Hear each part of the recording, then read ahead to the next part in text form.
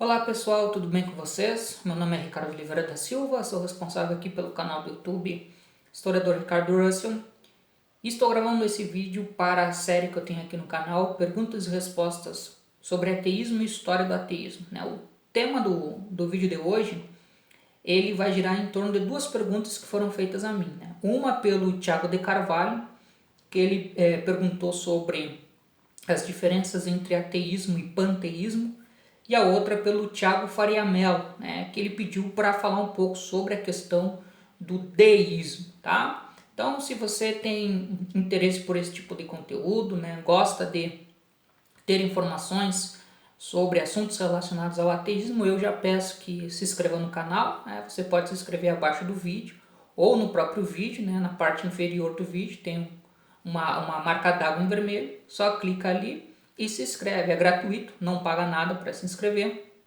e aí você ativa o sininho e sempre vai receber as notificações quando aparecer novos vídeos aqui no canal, e curte, dá um like, se gostar, se não gostar pode dar um dislike, compartilha, que tudo isso ajuda a fazer com que esse conteúdo alcance um público maior. Bom, em relação às perguntas feitas então pelo Tiago de Carvalho e pelo Tiago Faria Mello, as diferenças entre ateísmo e panteísmo, Primeira pergunta.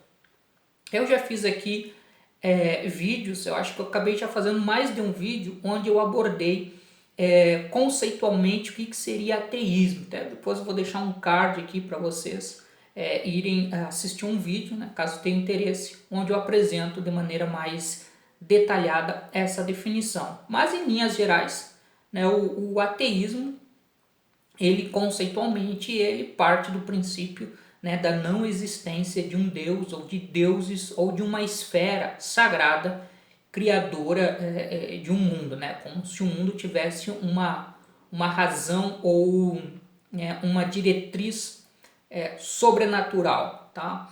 E o panteísmo, tá? O panteísmo deve ser pensado então de uma outra maneira, mas levando em consideração um outro conceito, porque eu falei aqui sobre ateísmo, tá?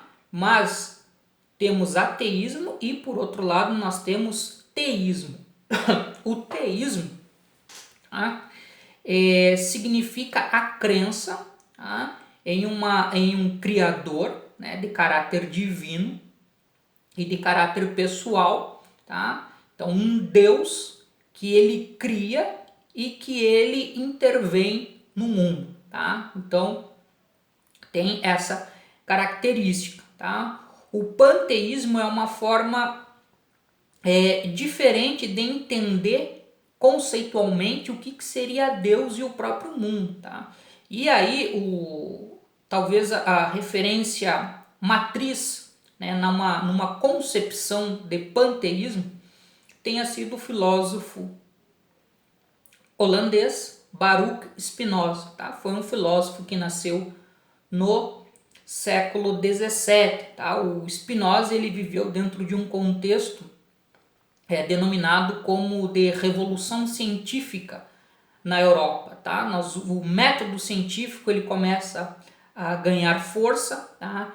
A razão começa a ser valorizada como uma forma de investigação dos fenômenos da natureza e também como uma forma de compreender o próprio mundo. Então o Spinoza ele é um filósofo racionalista, tá? E entre as suas reflexões, entre os seus escritos, ele vai falar então sobre a questão de Deus. Então o Baruch Spinoza ele parte de uma ideia que se denomina monismo, tá?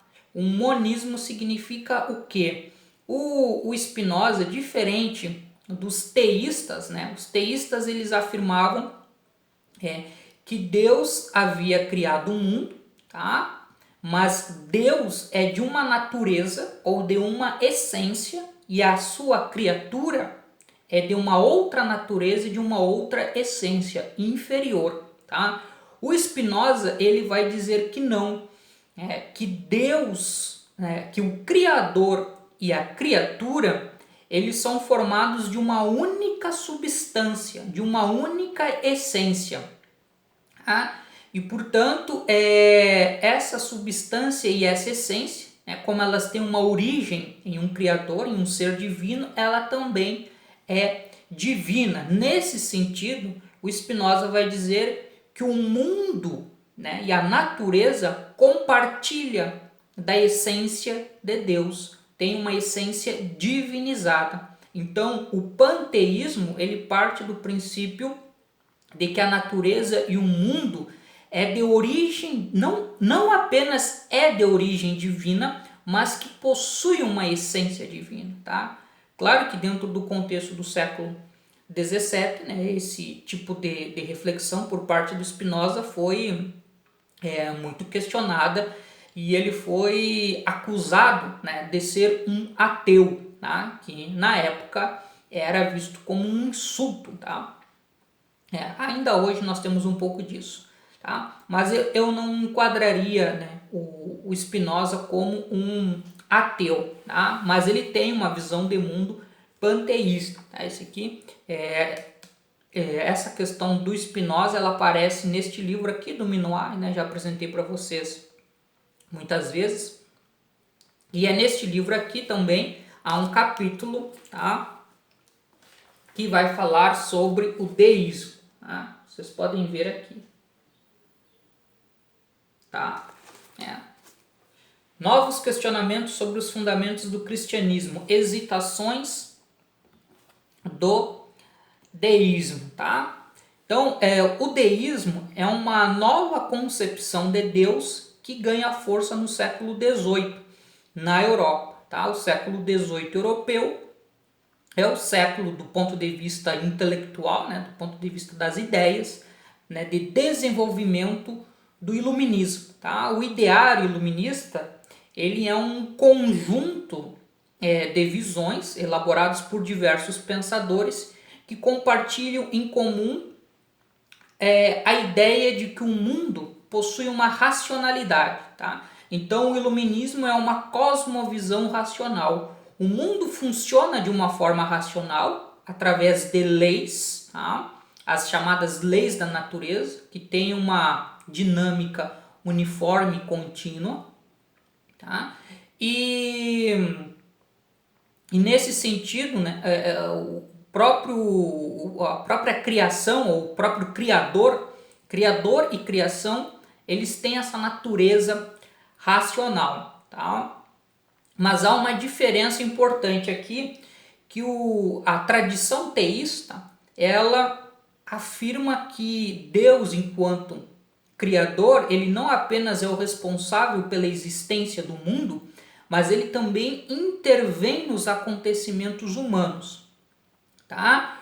Os deístas, eles vão rejeitar essa ideia de um Deus que intervém no mundo, porque esse processo de intervenção vai representar uma anomalia, tá? Vai perturbar o funcionamento racional, né? O funcionamento das leis da natureza. Né? Então, se o mundo ele é regido por leis de caráter regular, contínuo, tá? A ideia de uma intervenção significa uma quebra nessa harmonia. Então, os deístas eles vão dizer que sim, existe um Deus criador, tá? Mas que esse Deus criador ele não intervém nos acontecimentos humanos, ele não intervém nos acontecimentos que ocorrem no mundo da natureza. Então Deus, de acordo com o deísmo, ele é um ser racional, observador do que ocorre no mundo, mas não interventor do que está acontecendo por aqui. Tá? Então nós temos essa diferença importante entre os pensadores deístas. E os pensadores deístas também, do século XVIII, eles vão acabar dizendo, né, que não há como provar a existência de Deus. Então aqui nós começamos a entrar numa seara muito perturbadora, né, para aqueles que mantinham uma fé em Deus. Né? Então aí tem dois expoentes do iluminismo no século XVIII. Um foi o filósofo David Hume e o outro foi o filósofo Immanuel Kant, tá? O David Hume, por exemplo, ele dizia que todas as nossas ideias, elas são fruto da nossa experiência concreta, tá? E isso leva, então, a uma posição onde não é possível, por meio da experiência concreta, né, ter a possibilidade de afirmar a existência de um Deus que cria o mundo, porque isso estaria além da nossa capacidade de experiência, tá? Então o David Hume ele fala que a atitude mais sensata diante dessa situação é adotar uma posição de ceticismo, mas esse ceticismo, de acordo com David Hume, tá, seria uma posição intelectual saudável, porque a partir do ceticismo nós iríamos desconstruindo as ideias erradas até chegar a uma ideia correta. Que ideia seria essa de que existe um Deus? Então ele rejeita provas sobre a existência de Deus, mas mantém a convicção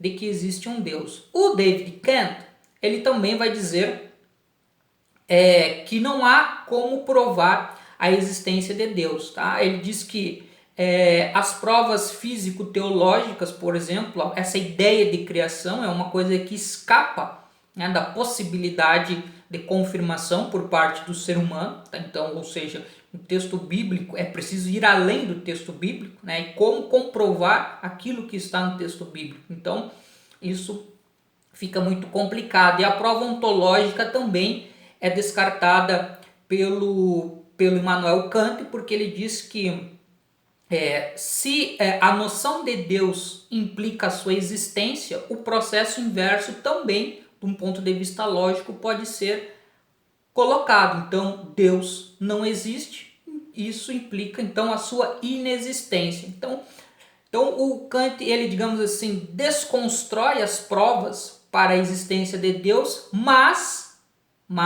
aí vem o dado importante da sua posição deísta, né? Ele mantém a convicção de que Deus existe. E como ele mantém essa convicção?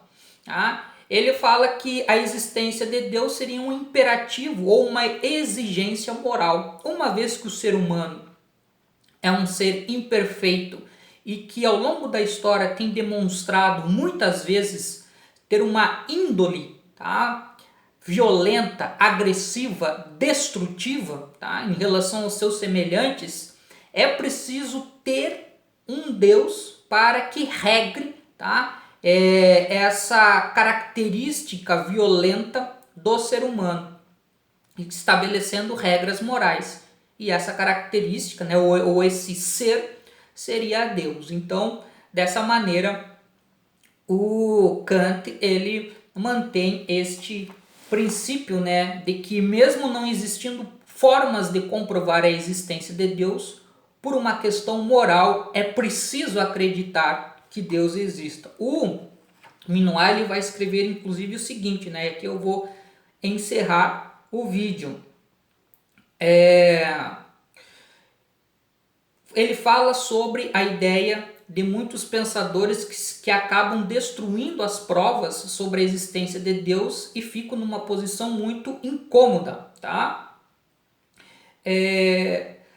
A hesitação por parte de muitos intelectuais no século XVIII diante da perspectiva agora crível de um mundo sem Deus. Diante do abismo, muitos recuam. Uma coisa é demonstrar pela razão que um ser como Deus não pode existir. Outra é assumir as consequências existenciais dessa descoberta.